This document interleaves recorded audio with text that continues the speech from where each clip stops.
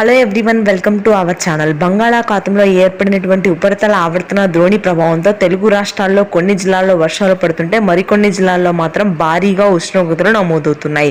వివరాల్లోకి వెళ్దాం. ఏ జిల్లాల్లో వర్షాలు పడతాయి, వాతావరణ పరిస్థితులు ఏంటి, రానున్నటువంటి రోజుల్లో చలి తీవ్రత ఎలా ఉంటుంది తెలుసుకునే ముందు మీరు ఇంకా మన ఛానల్ సబ్స్క్రైబ్ చేయనట్లయితే వెంటనే సబ్స్క్రైబ్ చేయండి.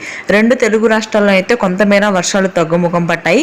తెలంగాణలో మాత్రం అక్కడక్కడ తేలికపాటి నుంచి మోస్తరు వర్షపాతం నమోదవుతుంది. ఖమ్మం, భద్రాద్రి కొత్తగూడెం, హైదరాబాద్ నగర వ్యాప్తంగా పలు భాగాల్లో తేలికపాటి వర్షాలు నమోదు కానున్నాయి. అయితే చలి తీవ్రత మాత్రం భారీగా పెరగనుంది. ఉష్ణోగ్రతలు ఉదయం భారీగా తగ్గే అవకాశం ఉంది. దాదాపుగా 15 డిగ్రీల వరకు పడిపోతాయి ఉష్ణోగ్రతలు సాగుతాయి. ఆ తర్వాత ఉత్తర కోస్తా, శ్రీకాకుళం, విజయనగరం, విశాఖపట్నం ప్రాంతాల్లో మాత్రం అక్కడక్కడ తేలికపాటి జల్లులు మాత్రం నమోదయ్యే అవకాశాలు ఉన్నాయి.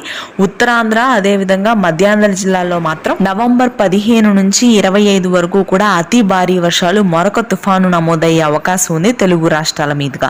ఇకపోతే రాయలసీమ వ్యాప్తంగా కూడా పొడి వాతావరణం కొనసాగుతుంది. ఎటువంటి వర్షాలు నమోదయ్యే అవకాశాలు అయితే లేవు ప్రస్తుతానికి రానున్నటువంటి వారం రోజుల పాటు.